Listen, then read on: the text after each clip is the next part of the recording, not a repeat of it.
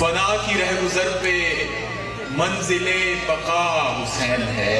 यही है किस्सा मुख्तसर, यजीद था हुसैन है।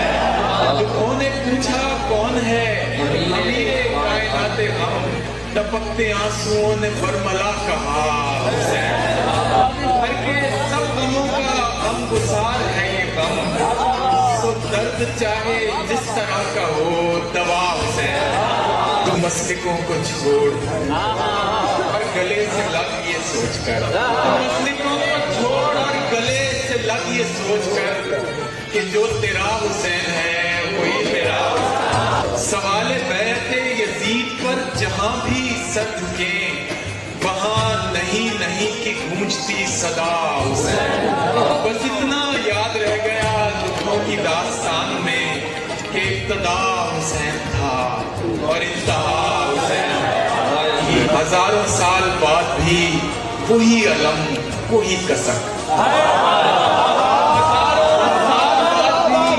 वही अलम वही कसक, हजारों साल बाद भी वही अलम वही कसक, कदीम हो के भी बहुत नया नया।